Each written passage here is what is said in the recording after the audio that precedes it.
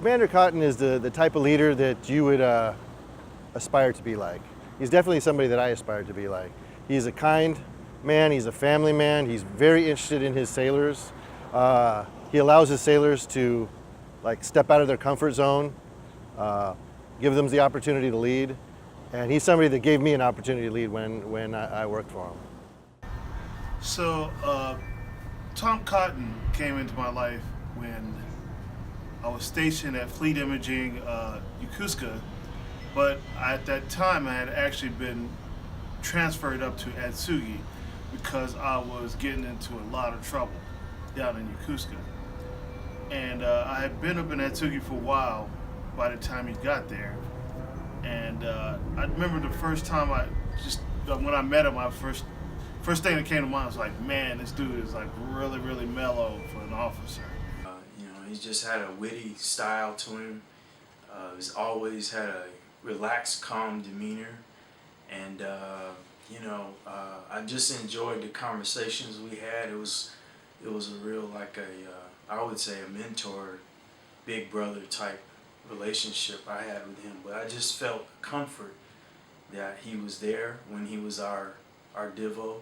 Tom was a real go-getter, and working for Tom, it wasn't like you worked for Tom. It was like you were both teammates striving towards the same goals. So I always appreciated that about him. And after I got commissioned down the road and I had the chance to go back to the Fleet Combat Camera Group and work with Tom again, I was excited to do it. I really wanted to kind of learn from him how to be that kind of a mentor for the junior sailors and how to be a good officer. The guy back in my hometown who got me certified was very successful, had a trail shop and a dive business, and he started out as a Navy diver, came in, did a tour, got all that great Navy training, and got out, and I kind of liked where he was at, and I figured, well, why not? If I want to be a dive instructor, why not go and get some free training, the best there is? So I walked down to the Navy recruiter, Gainesville, Florida, said, I really think I'd like to be a Navy diver. What's the potential of that happening for me? Ironically enough, back in 1979, Navy recruiters were pretty infamous, or all military recruiters, pretty infamous for telling you what you wanted to hear to get you in. So here I come walking into the recruiter's office saying I want to be a Navy diver, and the chief recruiter was a Navy diver. So he saw me coming, right?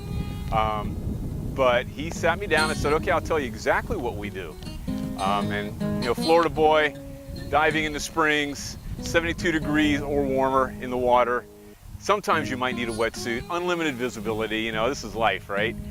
And so he laid it out for me. Pretty much Navy divers dive in the worst conditions. You're always cold. Visibility 2 to 3 inches if you're lucky at times. Smack in the middle of the Potomac, working on sewer lines, ship's valves, stuff like this. He laid it out for me, didn't hold back any punches.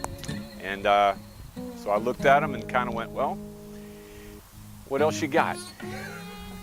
And by then I was already in the door. I mean, school was behind me, and whatever was in front of me, they had me. And so he kind of gave me the course catalog and said, hey, your ASVAB scores are good enough?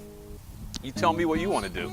So I flipped through it, and photographer was there, and that sounds kind of cool.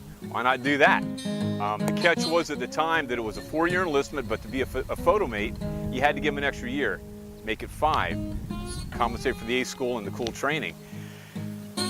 Yeah, man, what the heck, 5 years, give it a shot, man, we'll see what happens. Yeah, and that was 38 years ago. Here you are. Here I am. Going back in time, what would you say to your younger self, knowing what you know now? What advice would you give that young Paul? I would say it's all about attitude.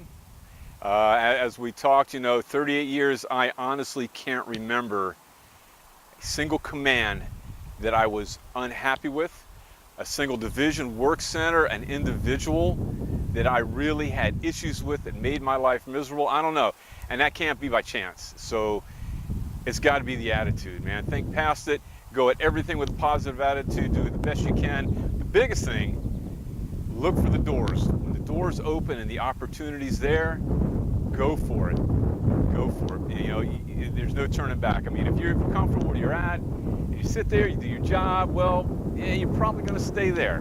If you want to move ahead, you want to experience more, you got to go for it. Don't be afraid to try new things. Look ahead, see where you're going to be 3, 5, 10 years from now. Start walking. Okay. Let's talk about your family real quick Yeah. and how they feel about you hanging up the spurs. I think they're excited. They are excited. Because they've been with me the whole time through everything, Japan and on. They know how passionate I am about this. I think some are a little bit jealous maybe, especially, some of the fun that I've been having and the amazing things I've been able to do, but they're behind me and they're glad that I'm able to finally retire and have some time to spend with my wife, spend with them. They're happy, very happy. It's been a pretty full career for everybody, I think. One thing, if you can make it one thing, that you're going to miss about your time in service. You guys. Man, you guys doesn't fly. You know better than that.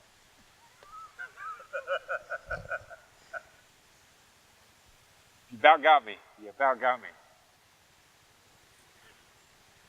I don't know how I'm going to do this at my retirement, man. It's going to be hard. This is going to be hard. Yeah. And I've thought about this a lot.